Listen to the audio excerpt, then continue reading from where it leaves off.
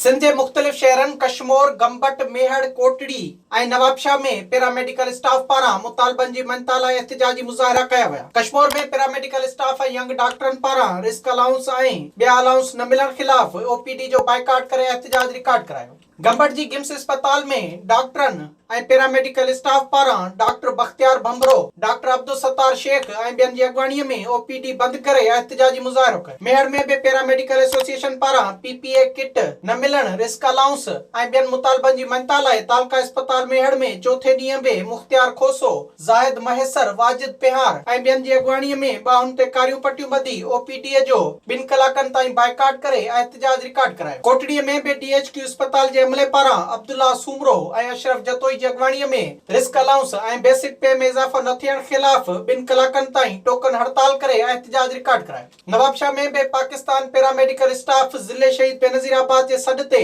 ज़िले जे नंढनि वॾनि शहरनि जे अस्पतालनि जंहिंमें सिहत मर्कज़ छतन शाह, सिहत मर्कज़ खैर शाह, सिहत मर्कज़ बुछेरी समेत ॿियनि सेंटरनि ते कमु कंदड़ मेडिकल स्टाफ पारां एहतिजाज कयो वियो। उन वक़्तु ते एहतिजाजनि खे ख़िताब कंदे ऐं मीडिया सां ॻाल्हाईंदे डॉक्टरनि जो चवणु हो त पैरामेडिकल स्टाफ कोरोना वायरस ख़िलाफ़ फ्रंट लाइन ते जंग विड़ी रहियो आहे। हुननि चयो त ॿियनि सूबनि में पैरामेडिकल स्टाफ खे रिस्क अलाउंस, सर्विस स्ट्रक्चर ऐं बोनस पगार मिले थी, पर बदकिस्मतीअ सां असांखे नथी ॾिनी वञे। तिबी अमले सिंध हुकूमत खां मुतालबो कयो त risk allowance, health professional allowance, service structure allowance ऐं ॿिया जाइज़ मुतालबा हल कया वञनि। ॿी सूरत में एहतिजाज जो दाइरो वधायो वेंदो।